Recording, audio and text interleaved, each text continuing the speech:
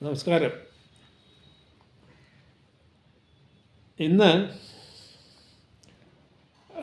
എനിക്ക് നിങ്ങളോട് പറയാനുള്ള ഒരു കാര്യമെന്ന് പറയുന്നത്, ഇന്ന് കേരളത്തിൽ വളരെയേറെ ചൂടുപിടിച്ച ഒരു ടോപ്പിക്കായി മാറിയിരിക്കുകയാണ് സനാതന ധർമ്മത്തിൻ്റെ കീഴിൽ നമ്മളുടെ മഹാനായ വിശ്വഗുരു, ലോകം മൊത്തം അംഗീകരിക്കുന്ന ശ്രീനാരായണ ഗുരുവിനെ കൊണ്ടുപോയി കെട്ടണോ വേണ്ടേ എന്നുള്ളത്.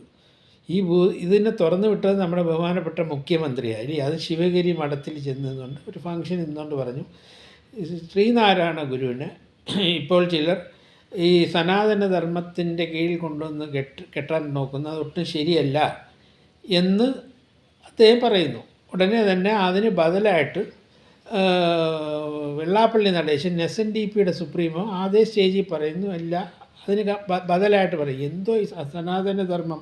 ഈ സനാതനധർമ്മം എന്ന് പറയുന്നത് എല്ലാവർക്കും ഉള്ള ഒരു ധർമ്മം എന്നാണല്ലോ വെപ്പ്. അതിവിടെ എഴുതി വെച്ചിട്ടുണ്ടോ ഇല്ലയോ എന്നുള്ളത് എനിക്കറിയത്തില്ല.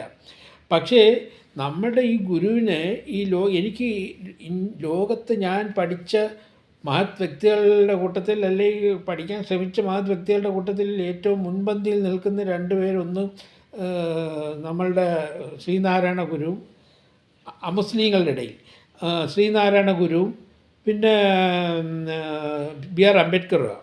അപ്പം ശ്രീനാരായണ ഗുരുവിനെ എങ്ങനെയാണ് അദ്ദേഹത്തെ സെക്ലൂഡ് ചെയ്ത് അദ്ദേഹത്തിനെ കൊണ്ട് ഏതെങ്കിലും ഒരു ഇതിൻ്റെ കീഴിൽ ചോട്ടുന്നത്? അദ്ദേഹം അതിൽ നിന്നെല്ലാം മോചിതനായ ഒരു വ്യക്തിയാണ് ഇല്ലേ? അതുകൊണ്ടാണല്ലോ അദ്ദേഹം ഇത്രയും പ്രസിദ്ധനായതും എല്ലാവർക്കും അദ്ദേഹത്തോട് ആദരവ് വന്നത്. എന്താണെന്ന് വെച്ചാൽ അയാൾ അനാചരമാണ് അല്ലെ അന്ധവിശ്വാസമാണെന്ന് അദ്ദേഹം മനസ്സിലാക്കിയപ്പോൾ അന്നത്തെ ആ നിയമവ്യവസ്ഥയ്ക്കെതിരെ പോരാടിയൊരു വലിയ മഹത് വ്യക്തിയാണ് അദ്ദേഹത്തിന് അങ്ങനെ കൊണ്ടുപോയി എവിടെയും കൂട്ടിക്കെട്ടാനൊന്നും പറ്റത്തില്ല. അദ്ദേഹം തന്നെ പറഞ്ഞല്ലോ, ഇന്നമാതിരി ഞാൻ എനിക്ക് മതമില്ല, ഞാൻ ഒരു ദൈവം ഇല്ലേ, ഒരു ദൈവം എന്നാണ് പറഞ്ഞത്, എനിക്ക് മതമില്ല, ആ മതത്തിൽ നിന്നെല്ലാം ഞാൻ എന്നേ മോചിതനായി. എന്നുവെച്ചാൽ ഈ കാസ്റ്റ് സിസ്റ്റം ആയിരുന്നല്ലോ നമ്മളെ ഇത്രയും ബലഹീനപ്പെടുത്തി കഴിഞ്ഞത്. ഈ കാസ്റ്റ് സിസ്റ്റത്തിന് ഇവിടെ ആരാ എന്നെ ചുക്കാൻ പിടിച്ചത്? അന്നത്തെ ബ്രാഹ്മണന്മാരും നായന്മാരും ഇല്ല, അതിലെ മേൽജാതി നിൽക്കുന്നവർ. ഈ മേൽജാതി നിൽക്കുന്ന എങ്ങനെ മേൽജാതി കീഴ്ജാതിയൊക്കെ ഇവിടെ വന്നത്? ദൈവം ഇങ്ങനെ പറഞ്ഞു ഇങ്ങനെ മനുഷ്യരെ വേർതിരിക്കുക ഇല്ല, മനുഷ്യരാൽ സൃഷ്ടിക്കപ്പെട്ടതാണ് ഈ ബ്രാഹ്മണർ, ക്ഷത്രിയർ, ശൂദ്രർ, അങ്ങനെ ഓരോരുത്തരായിട്ട് ഇങ്ങനെ കീഴാതെ. അപ്പോൾ അതിൻ്റെ കീഴിലായി ഇതെല്ലാം വരുന്നത്. അപ്പോൾ അതിൽ നിന്നെല്ലാം ഞാൻ മുക്തിയായി. അങ്ങനെ മുക്തിയായി എനിക്ക് ഒരു ദൈവമുള്ളൂ, ഒരു ജാതിയേ ഉള്ളൂ, ഒരു മനുഷ്യനെന്ന് പറഞ്ഞ വ്യക്തി അദ്ദേഹം.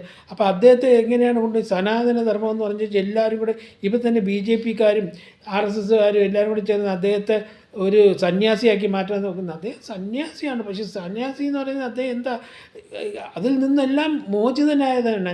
എനിക്കൊരു മതമില്ല, ഞാൻ ഹിന്ദു മതത്തിൽ നിന്ന് എന്നേ ഞാൻ മോചിതനായെന്ന് പറഞ്ഞില്ലേ? അപ്പം ജാതിയെപ്പറ്റി ചോദിച്ചാൽ ഒരിക്കൽ ഈ ട്രെയിൻ യാത്രയിൽ ഒരു വ്യക്തി വന്നതുകൊണ്ട് അദ്ദേഹത്തിന് ആ ജാതി ചോദിച്ചപ്പോൾ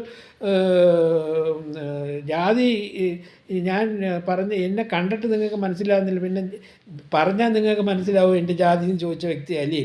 അപ്പോൾ അതുകൊണ്ട് is A remarkable fellow, is A remarkable human being.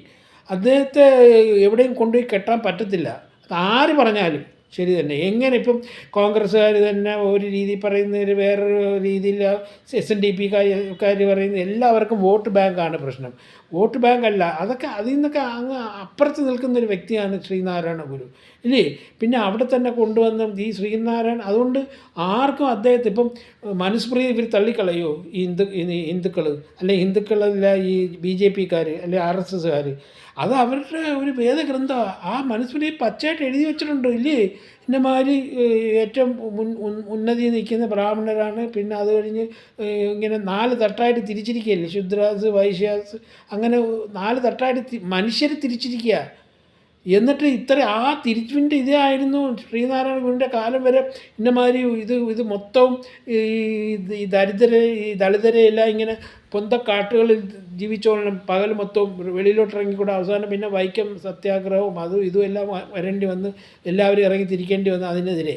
അപ്പോൾ അതിനെ ഒന്ന് തള്ളിക്കളയാത്തിടത്തോളം കാലം nobody has got the right to പുഷും into a corner and say is സന്യാസി ഈസ് ഇത്. അതുകൊണ്ട് അത് നിർത്തലാക്കണം. പിന്നെ അതിനോടൊപ്പം കയറി വന്ന ഒരു സംഭവമാണ് ഉടുപ്പിടണോ വേണ്ടതെന്ന്. എടാ ഉടുപ്പിടേ ഇടാ. ഇപ്പോൾ ഞാൻ ചോദിക്കട്ടെ, ശബരിമലയിൽ പോകണവരെല്ലാം ഉടുപ്പിട്ടുകൊണ്ടല്ലേ പോകണേ. ചില അമ്പലങ്ങളിൽ ഉടുപ്പിടാതെ പോകുന്നു. അതിൽ ഈ ബാക്കിയുള്ളവർക്ക് എന്താ കാര്യം? ഉടുപ്പിടേ അത് ഓരോ ആചാരങ്ങൾ നടക്കുന്ന കുറേ ദുരാചാരങ്ങൾ മാറ്റപ്പെട്ട് ശബരിമലയിൽ തന്നെ 18-ാം പടിയുടെ താഴെ കിടന്ന് ഉരുളുന്ന അതെല്ലാം നിർത്തി. പിന്നെ തേങ്ങ ഉടയ്ക്കുന്ന കാര്യം, ഒരുപാട് കാര്യങ്ങളിൽ മാറ്റം വന്നില്ലേ? അപ്പം മാറ്റം അനിവാര്യമാണ്. ഇപ്പം നമ്മൾ മാറിക്കൊണ്ടേ ഇരിക്കുന്ന ഒരു യുഗത്തിലാണ് ജീവിക്കുന്നത്. അപ്പോൾ അതുകൊണ്ട് അതൊന്നും പറഞ്ഞ് വെറുതെ പ്രശ്നങ്ങൾ ഉണ്ടാക്കേണ്ട കാര്യമില്ല.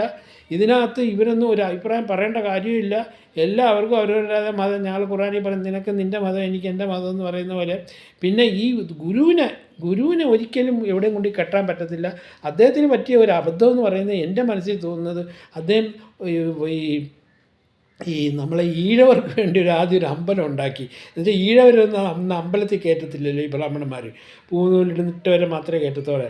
അദ്ദേഹം ഒരു അമ്പലം ഉണ്ടാക്കിയിട്ട് ഒരു കല്ലിനെ കൊണ്ടുപോയി അത് പ്രതിഷ്ഠിച്ചപ്പം അവിടെ പ്രക്ഷോഭമുണ്ടായി. ഈ അപ്പർ കാസ്റ്റ് ഉന്നത ജാതിക്കാരൊന്നും പ്രശ്നം ഉണ്ടാക്കി പറയും ഇത് നിങ്ങളെ ശിവനല്ല, ഇത് ഈഴവരുടെ ശിവനാന്ന് പറഞ്ഞു. അവിടെയാണ് അദ്ദേഹത്തിന് പറ്റിയ അബദ്ധമെന്ന് എനിക്ക് തോന്നുന്നത്.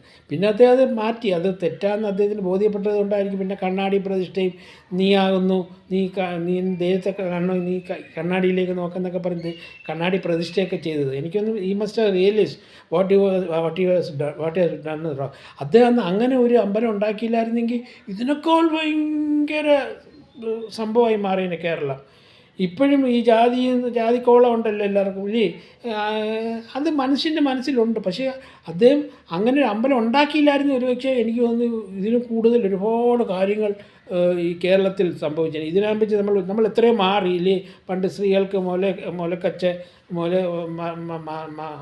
മറിച്ചിടായിരുന്നു, പിന്നെ അതിന് കരം കൊണ്ടുവന്ന് എന്തെല്ലാം ഭയങ്കര നാസ്റ്റി ആയിട്ടുള്ള കാര്യങ്ങളല്ലേ നടന്നത്. അത്രയും ഈ ദളിതരെയൊക്കെ എന്ത് വേണ്ടി പ്രയാസപ്പെടുത്തി. എന്നിട്ട് ഈ ദളിതരെ രക്ഷപ്പെടുത്താൻ ഇന്നും ആരെങ്കിലും എന്തെങ്കിലും ചെയ്യുന്നു? ഈ കേരളത്തിൽ നിയമത്തിൽ ഇപ്പം വലിയ ആളിനെ കണക്ക് മുഖ്യമന്ത്രി വന്നിരുന്നുകൊണ്ട് ശ്രീനാരായണ ഗുരുവിൻ്റെ സന്നിധി വന്നിരുന്നുകൊണ്ട് പറഞ്ഞല്ലോ ദളിതരുടെയൊക്കെ പ്രശ്നം ഇത് അങ്ങനെ ചെയ്യാൻ പറ്റത്തില്ല, ഗുരുവിനെ അവിടെ അങ്ങനെ കൊണ്ട് കെട്ടാൻ പറ്റത്തില്ല. 14 യുവജന ക്ഷേമകാര്യ സമിതി റിപ്പോർട്ട്, അദ്ദേഹം ഉണ്ടാക്കിയ റിപ്പോർട്ട് ഈ ദളിതർക്ക് വേണ്ടി ഈ അവശത അനുഭവിച്ച് ഈ ഏറ്റവും താഴെക്കിടയിൽ നിൽക്കുന്നവർക്ക് വേണ്ടി ഒരു റിപ്പോർട്ട് ഉണ്ടാക്കിയില്ല. ആ റിപ്പോർട്ടില്ല നടപ്പിലാക്കാത്ത യുവജന ക്ഷേമകാര്യ സമിതി റിപ്പോർട്ട്. അത് ഈ എയ്ഡഡ് സ്കൂൾസിൽ നമ്മൾ ഈ ഈ ടീച്ചർമാരെ അപ്പോയിൻറ്റ് ചെയ്യുന്നത്, പൈസ കൊടുക്കുന്ന ശമ്പളം കൊടുക്കുന്നത് നമ്മളെ പൈസ, അവിടുത്തെ മാനേജർമാർ ലക്ഷങ്ങളും കോടികളും വാങ്ങിച്ച് അപ്പോയിൻമെൻറ്റ് നടത്തുന്നു. എന്തേ അദ്ദേഹം നടപ്പിലാക്കാത്ത? അപ്പോൾ പാർശ്വവൽക്കരിക്കപ്പെട്ട ജനതയെ കൈപിടിച്ച് ഉയർത്തണമെന്നുണ്ടെങ്കിൽ ആ നിയമമാണ് അദ്ദേഹം നടപ്പിലാക്കേണ്ടത്. അല്ല ഇങ്ങനെ വന്നു നിന്നുകൊണ്ട് വലിയ ആൾ കാണിക്കാൻ സംസാരിച്ചുകൊണ്ടെങ്കിൽ ഞാൻ യോജിക്കുന്നു. പക്ഷേ ഇങ്ങനെയല്ല ആൾ കാണിക്കേണ്ടത്. ഉടുപ്പിടുന്ന കാര്യം അത് ഇതും ആദ്യം അതാ നടപ്പിലാക്കുക. പാർശ്വവൽക്കരിക്കപ്പെട്ട ജനതയ്ക്ക് വേണ്ടി നിങ്ങൾ തന്നെ ഉണ്ടാക്കി വെച്ചിരിക്കുന്ന നിയമമാണ്, നിങ്ങൾ തന്നെ ഉണ്ടാക്കി വെച്ചിരിക്കുന്ന റിപ്പോർട്ടാണ് 14 യുവജന ക്ഷേമ കാര്യസമിതി റിപ്പോർട്ട്. അതാദ്യം എടുത്ത് വെച്ച് വായിച്ചിട്ട് അതാദ്യം നടപ്പിലാക്കും. ഗട്ട്സ് ഉണ്ടോ നിങ്ങൾക്ക് ഗട്ട്സ് ഇല്ല.